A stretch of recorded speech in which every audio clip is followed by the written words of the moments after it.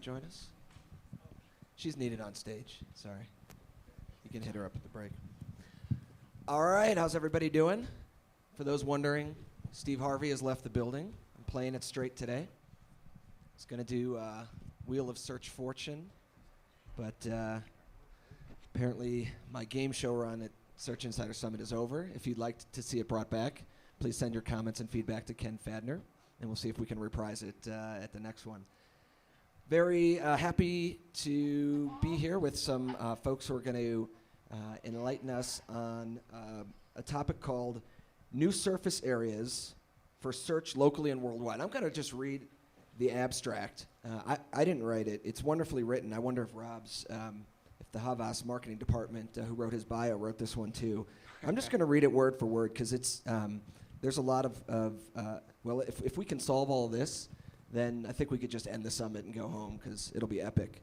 So what happens outside of the text-driven search engine results pages?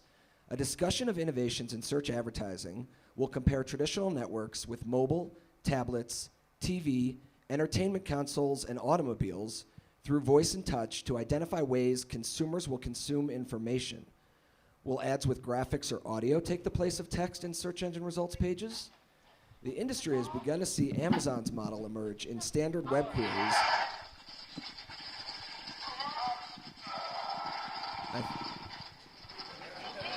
Is that did Rob leave his microphone on in the head there? I've been dying to do that for like 3 years. They give me a live microphone to walk around here, and I'm always afraid I'm going to pull a Leslie Nielsen and go to the bathroom with the microphone on. So I asked Aaron if I could play the clip from the movie while he was on his panel.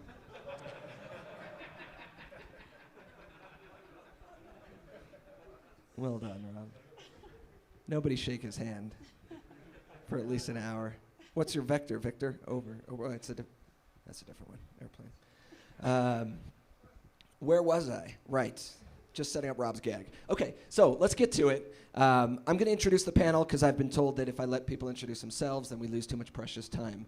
We do have now 40 minutes to solve all the world's problems in that abstract. So let's get to it. On my left is Dave Alice, who's the general manager for Xbox. If you're not familiar with Xbox, you can leave. But what will be interesting is, I will actually, Dave's one guy I will let it introduce himself. One, he's got a big title, and two, the definition of Xbox, I think, is germane to this session, right? As Xbox moves beyond just a gaming console to the hub of the home entertainment network, huge implications for us as search marketers. So you get the license to ill for those Beastie fans from the previous panel. Next, we have Adam Epstein, who's president and COO of adMarketplace. And adMarketplace is one of the largest search networks out there, search syndication. Get that right? Yeah, cool. Pretty good. All right. Casee's paid search manager for HomeAway. HomeAway is the world's largest vacation rentals network, operating in over 168 countries. Sounds about right. All right. And Robin Simkins is the general manager of Zenya. And Zenya has created a platform for keyword and categorization that it's immensely helpful for advertisers, agencies looking to do, what's that awesome tagline? Intelligent, you should say it, because I won't do it justice, Robin. Do we have a tagline? Intelligent, delivering relevance? What's right under the Zenya logo on the homepage? I can't. We got rid of that right after you left. Oh, all right. It's the recently rebranded I'm kidding. Zenya. So let's segue away from that into the panel discussion. And let's start with Dave. So I guess when we talk about new surface areas for search, I guess the place to probably start is how we define search. And of course, I prepped you guys all with questions, and I'm going way off script right with the first one. So hopefully you expected that. We won't be winging it as much as Marty will on the next panel, I'm sure. But play along with me. I guess the first thing we should probably do is go down the row and define search, because I think how we think about search is going to directly impact how we answer all these questions about what search is becoming, where people search, how all these different device types and connection points are converging, and what to do and what marketers can do about that. So I'm really curious to hear from the in the Xbox world within Microsoft, who obviously has a very heavy stake in search, what does search mean for you in the context of your role, Dave? All right. You know, I'm going to take you up on your previous offer for the intro, so I'll take a minute. Since I think I'm probably more different than most people here, I'm actually an engineering manager on Xbox Live. We're roughly segmented into hardware, client software, and services, in addition to all of our business teams. There's a peer of mine that owns the advertising business for Xbox Live, and we spend a lot of time together. As part of Xbox Live, I own all the discovery experiences like search, browse, recommendations, the things that drives the UI. And it was mentioned in an earlier panel today that search really is about intent. And that kind of at the limit is what people are trying to understand what consumers want. And search is actually not the only way of doing that. Like, we have 20 million Konick cameras in family rooms today, and think, I have a family of 4. I have a 2-year-old daughter, a 5-year-old son, a wife that's around the same age but looks a little better than was on the picture earlier. And if I walk into the family room, walking in with my 5-year-old son and walking in with my wife, actually, like, without us doing anything or saying anything, actually portrays an immense amount of intent.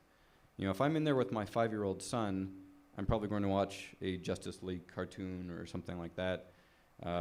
My wife is a rabid serial killer, TV show, so we're probably going to watch Dexter or Law and Order, something like that.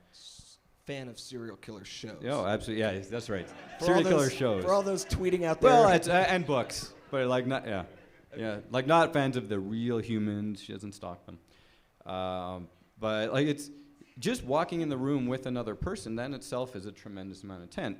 So we think, what are all of the data signals that are important to collect, and then what kind of things can you do with them? Now, explicit searches is a tremendous signal, and certainly on computers and tablets and phones, it's one of the best ones that you have. But when you get in the family room, or when you have a camera, or when you can know more things, then those are important signals too.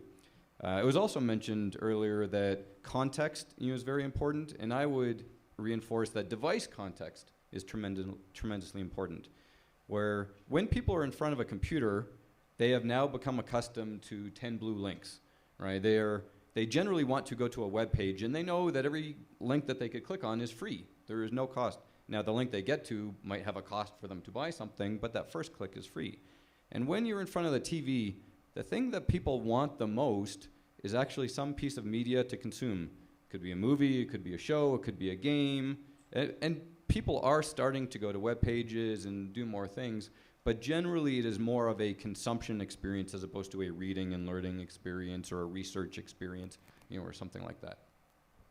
So how then, you mentioned there's sort of an advertising side of the house. How do advertisements fit into that that family room environment? This is an area where I feel we are a little bit bleeding edge, that the rest of the ecosystem causes us pain. Where I mentioned already, like, we have 20 million cameras that can tell who's in the room. We have over 40 million active users of Xbox Live on the 70 million or so consoles that we have. And if you look at most buys for media, you tend to get organizations that have a digital side of the house and what I'll just call a traditional side of the house. And televisions are special because there's so much time spent on them. Like, there's almost 8 hours a day in the American household. And it's the most number of people, the most number of minutes, the most money. And you get this just great richness, of your 50-inch plasma with great 30-second spots. In the digital world, you get addressability, you get measurement, you get interactivity, and those are all fantastic advancements over the traditional space. But now we're in a space where the television, with 40 million connected, like, it's a rich software platform. There's a lot of video. Like, many people will still think about Xbox as a game console because we're only so far in our brand evolution. But we have over 300 million hours a month of video that's being consumed online. That's like not counting DVDs or other things that put in. And that's actually a larger amount than online gameplay. Online gameplay is still increasing, but our video consumption has passed it. So we've got this great ability, to do both, but really the rest of the ecosystem is still on the transition for when you have a family room that's both kind of a digital play and a traditional play, then how do you treat that? In my somewhat cynical view, you see warring factions amongst the creatives and advertisers on who owns it, and do they work together, and how do they get budgets? And so I would say that's one of the things the industry has to work on. So, and I promise, guys, this isn't just a table for two here. I'm glad you can all come out with me too. That's great. But I want to just dig one level deeper, which is, so 40 million connected people in the living room, still big screen experience, still there in the intent is more entertain me than it is research, buying, et cetera. How important is it to you to change that? There's still a ton of brand advertising dollars out there, stuff a bunch of video in there and you can make a decent amount of money. But if there's anything we learned from Google, it's that when you can exploit that intent, right, across, everywhere, that's where advertisers are willing to pay the most. And more money is going to what was called earlier as that demand gen sort of end of funnel stuff. How important is it to you guys to change that dynamic so it's not lean back on your couch and just let a bunch of pre-roll go, but actively engage, query, through the connectedness of it so that you see something, you can act on it? It's tremendously important to us. It's like one of our top priorities. And if you look at the set of things that we just launched for holiday, we now have a HTML5 fully featured web browser, on Xbox. We did not have that before October. We have enabled everyone that we have these things called branded destination experiences that are really specialized apps. So if you had Doritos or you had Ford, they would tend to do their ads in this. They now can do deep links that launch the web browser and bring to any page that they wanted to, where before you kind of you could get a certain amount on the Xbox, but then you would have to leave. We also have a smart glass program that we have launched, which is actually really good for text input because you have a game controller. Game controllers are not good for text input on a TV, but you take out your mobile phone or your laptop, and it's great. And it has an ability of knowing what you are doing on Xbox, and so you can have a complementary second screen that is automatic. So once you are seeing something specific on your television, then the program that's running on the television can tell your second screen to run. It could either be the exact same thing or a complementary thing, which is both a second ad surface for people, but it's also a way of continuing the experience in a more personal way.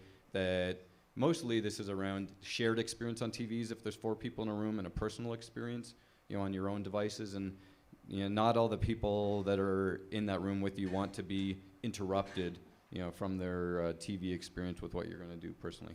And so I do want to come back on one of the other implications of this, which is how searches happen, right? Beyond, you mentioned using a controller, and the worst is anyone who uses Apple products and has to, that move is their the worst. cursor I from agree. like A over to B, right and left, and all right.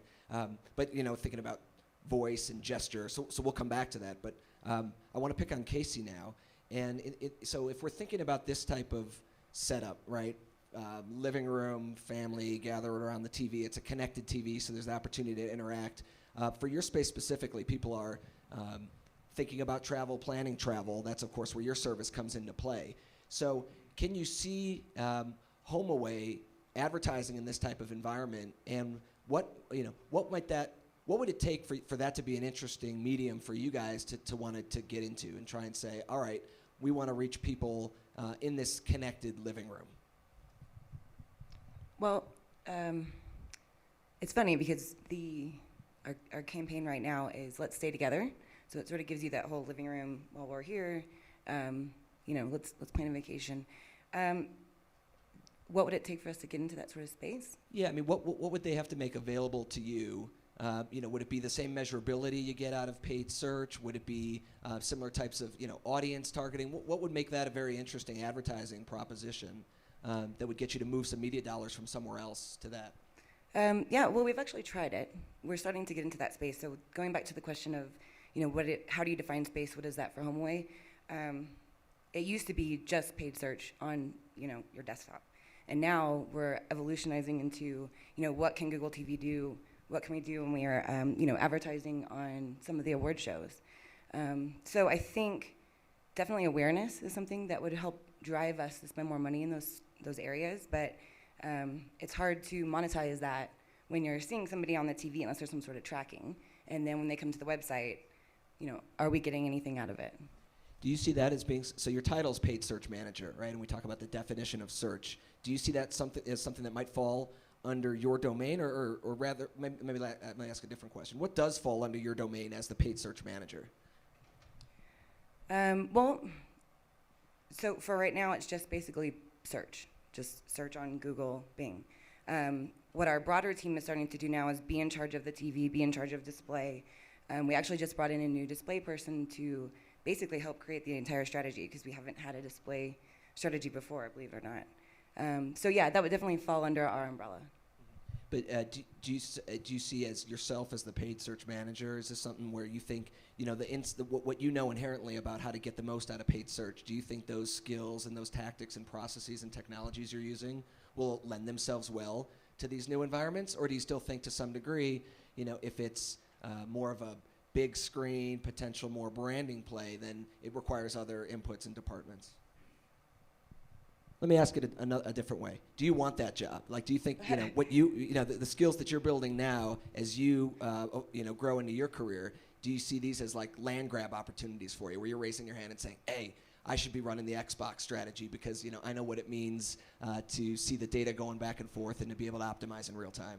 Yeah, absolutely. I mean, just the fact of being able to set up those types of campaigns and knowing how, the direct response or how to get somebody to inquire on their website, I think that would definitely be something that I would be interested in.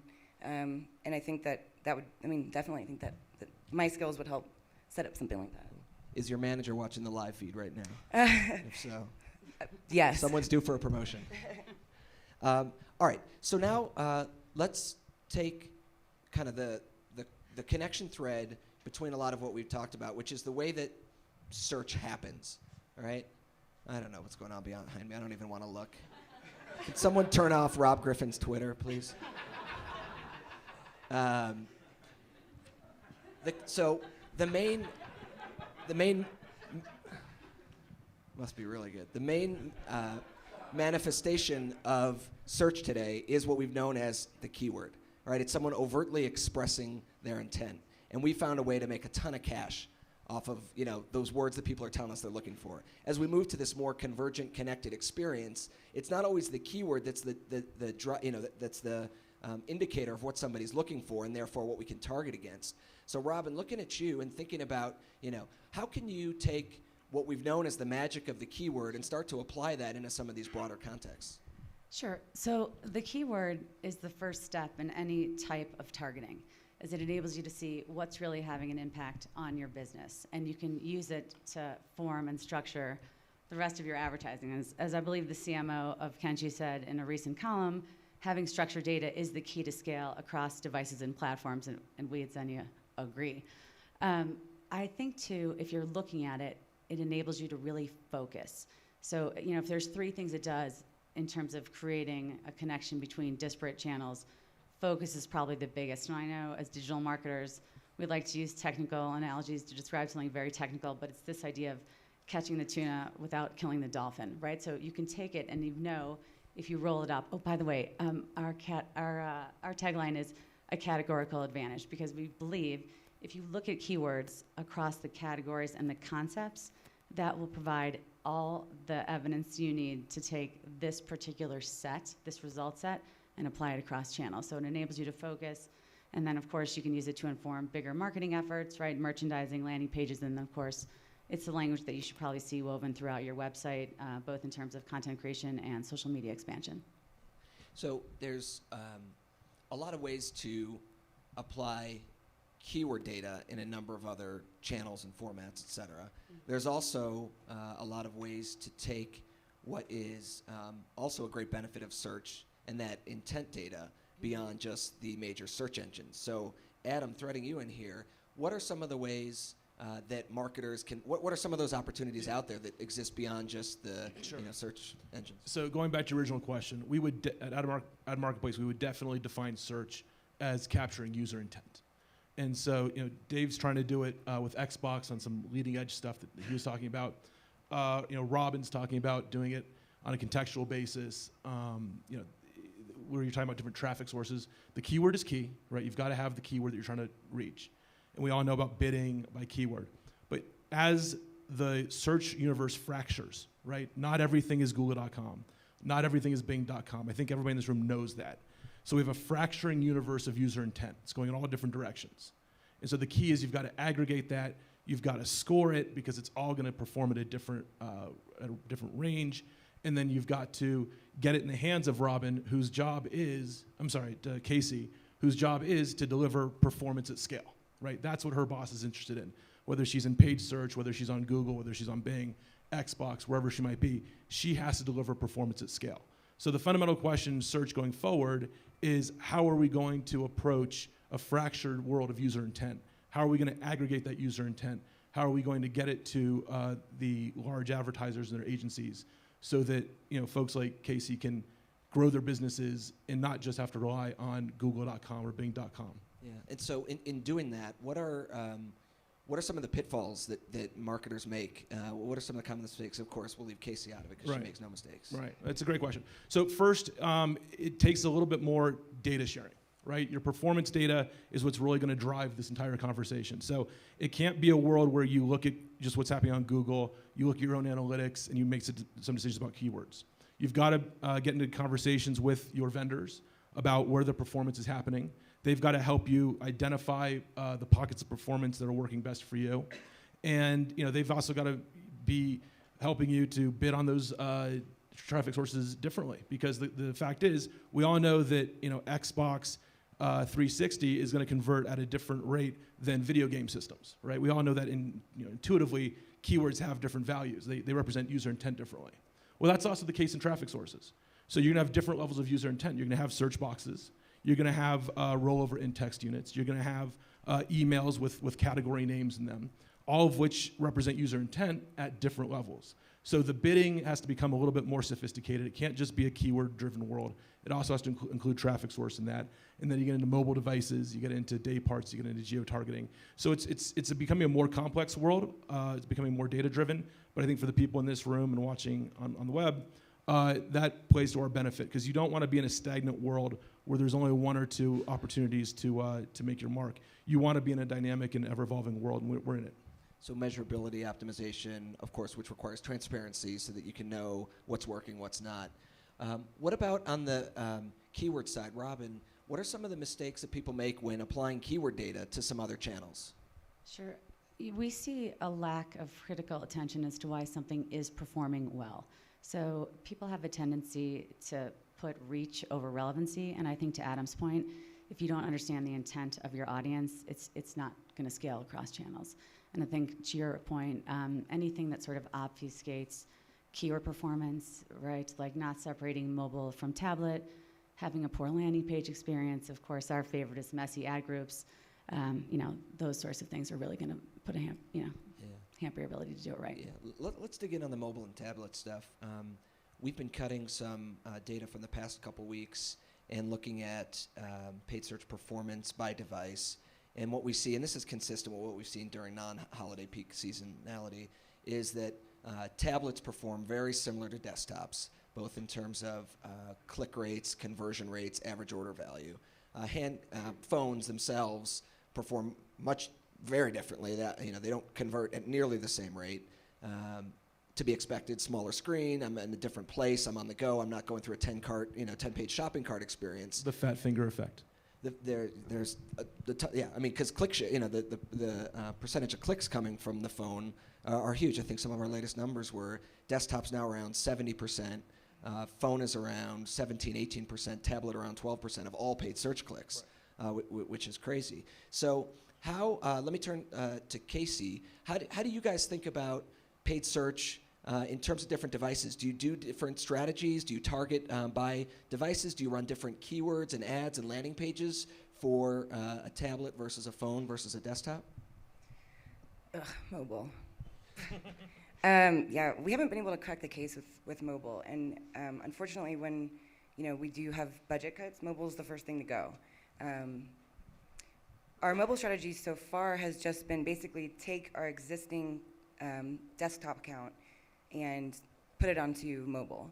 Let it run for a little bit, let's get a quality score up there, and then we can start changing it. We actually never did the second part. So I think ideally, yeah, we would definitely want to have a different, add a different landing page. We never got that far. We also, on some of our brands, we have a mobile site, and then some we don't. So I think it also depends on, okay, you know, is it optimal to use a brand that has a mobile site?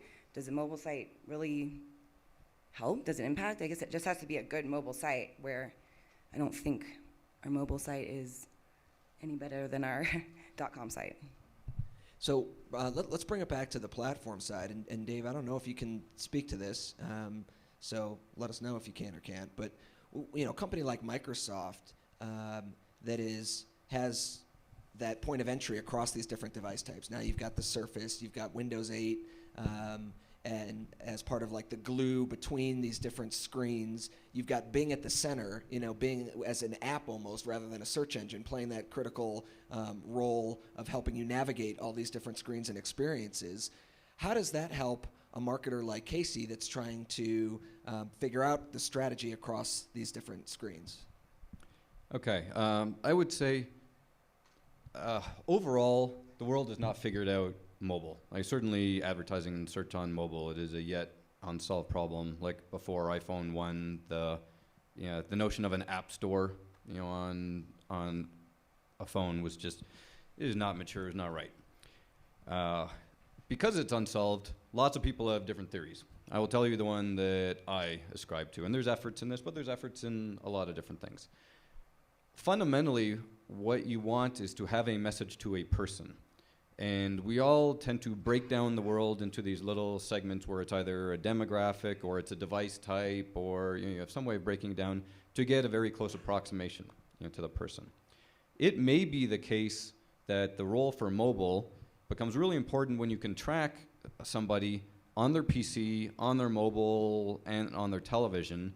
And it's, you know, you have to think of a campaign as spanning those things, and mobile plays a role, but mobile might not be that conversion that generates, you know, into the sale. In the same way that if you're doing brand advertising on TV, you know, Ford spending money right now is so that when you want to buy a truck later on, you remember Ford.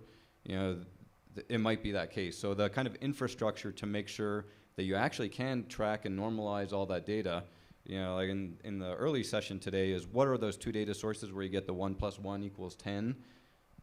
This might be one of those cases. Since I want to take 30 seconds, since I already have the mic and I was, you know, reading up there. Number one, we don't track if you're wearing shorts or not. You know, so whoever, you know, wrote that, we don't really care. You know, number two, we are both the Xbox division, Microsoft are really big on privacy. I'm sure you've read about it in the press. So even our internal ad targeting engine doesn't get to know who you are as a person. They will get to know some anonymized data, you know, like there's two people, an adult and a kid, and stuff like that. So we're very aware of all of the potential Big Brother things. However, yeah, I think the example I gave is still a good example to think the end goal is intent. You know, it's not just search. Just search is the current best tool that we have towards that intent. Well, you bring up a great point, and then of course the corresponding challenge with it. You said I'm paraphrasing, but this will help for tweetability.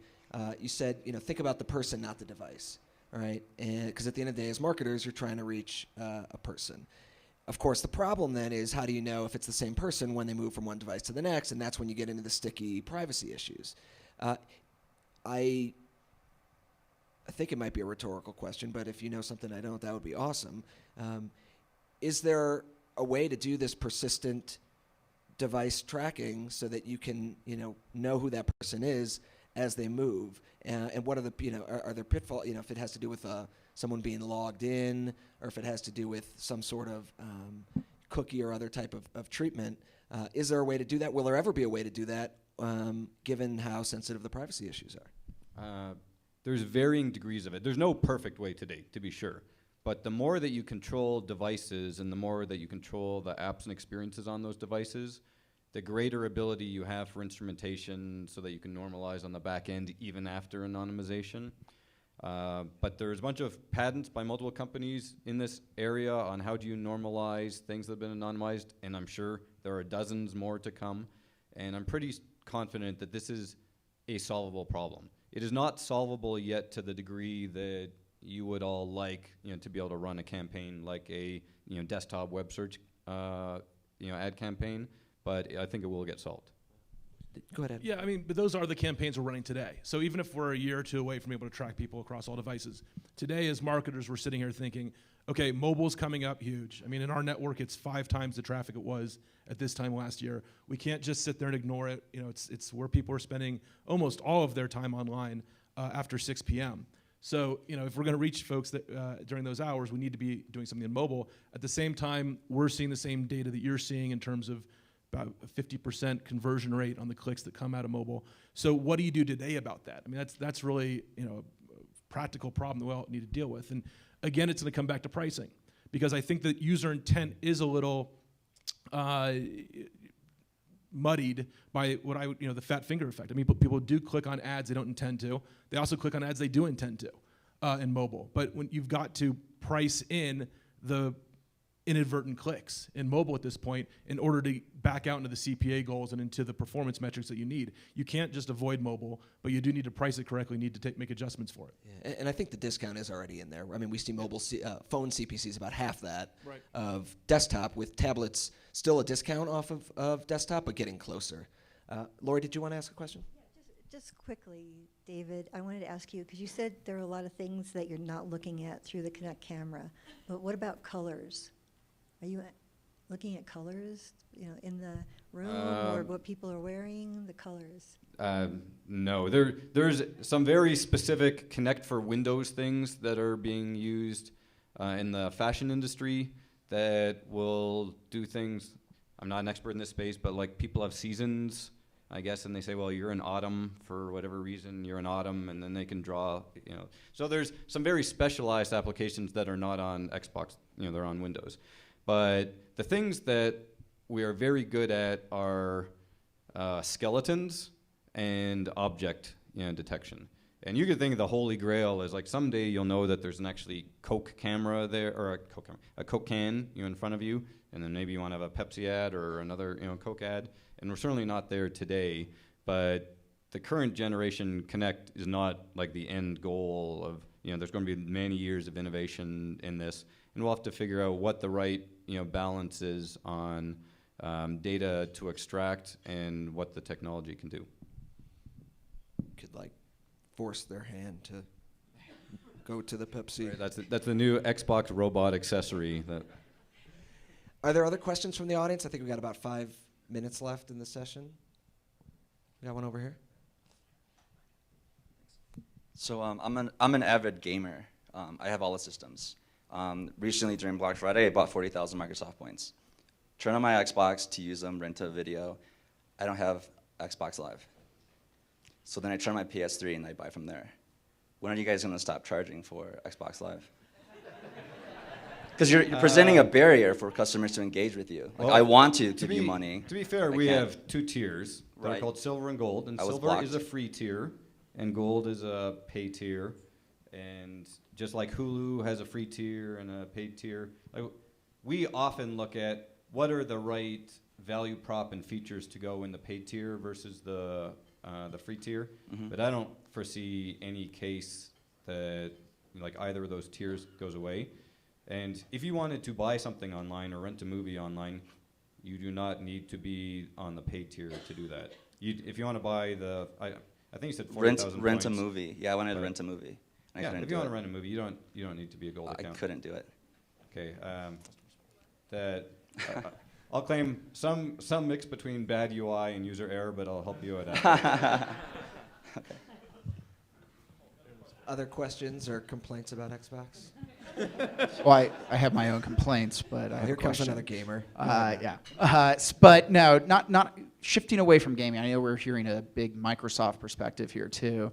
One of the search areas that I've heard is concerning Google more than anything is Amazon search boxes. Because people are just bypassing. They go direct to the app, even on an Android phone, They skip Google search. They go to Amazon. They look for what they want to consume as a consumer. I'd love to get everybody's thoughts about Amazon in particular, because I think they have a plan that they're executing incredibly well. But then other similar type things, be it mobile apps or whatever you guys think, that create a lot of new challenges for us for search, so to speak. Maybe even Facebook search. I mean, Amazon has a scale, but as consumers, we're now educated to go to the search box wherever it might be, whatever site we're on, and search. So if you're doing that on Amazon, it's huge. It's got the scale. But there's a lot of smaller vertical search engines or vertical content sites, all of which have search boxes. There are search boxes on almost every site you go to now. And users are going to those sites to look for what they're interested in. And Google may or may not have them in their search partner network, or adMarketplace might, or Yahoo might. But this is what I'm talking about when I say that there's this fracturing of user intent. It's not just that you feel like you need to go to Google anymore to find what you need. Sometimes you're on a content site. Sometimes you're on a vertical search engine, and that's where you are, and that's where you want to be. And it might be Amazon, and that's where you're doing your searching. So I think that's a huge concern for Google, and it should be. I would add on, like getting back to intent, people that go to Amazon already have in their head they're probably going to buy something. So, and think of the data that Amazon has. Since they have your credit card number, they have a login, and generally search engines don't have a login, so they do a bunch of work to try to guess what you have. They know what you've rated. Like, they have a tremendous amount of information, that they could potentially use on you that would make Amazon a very interesting company. There's nobody from Amazon here, right? Let's look at this. I think in a couple years, it's not sorted by company name. All right, that's going to take a while. If in a couple years, when we're at the Search Insider Summit and the big players in search are up here talking, I definitely think Amazon's going to be up there. I mean, it's Amazon, Apple, Google, Microsoft, with Yahoo still a let's see what happens, type of play. But these are the folks who are, they have the intent that we're all after. There's then, of course, the opportunities outside of them, with networks like an adMarketplace. But, I mean, Amazon is, when you think about the data that they're sitting on, when you think about the opportunities that they have to unleash that, when you think about what's happening with product listing ads with Google and how much those have started to explode and shake up the Google paid search landscape. I know Bing Ads is supposedly coming out with a product listing ad offering in early next year. But if you think about, there's no better place to buy product listing ads than on Amazon, where the overt expression of intent is right there. I mean, these folks are ready to buy. So definitely one to keep an eye on. Let's go one more question right here. No, it's not a question. It's a comment again on Amazon. I think it's highly underestimated. Google has a relationship with Amazon, it being a search affiliate. And I think Amazon has a great business strategy of finding out what converts well and then selling those products directly. So I don't know what Google is preparing, if it's even considering that in the future, in their future business models. But having Amazon have that visibility into paid search text ads and what converts, and allowing them to go and market those products directly and sell it directly and get better margin, I think that will be a challenge that has to get addressed at some point. Yeah, absolutely. All right, well, please join me in thanking our panelists. Appreciate your guys' time and energy. And if Rob is back from the bathroom, we'll bring him back up here to introduce the next session. Oh, there he is. I got that out of the way. So coming up next for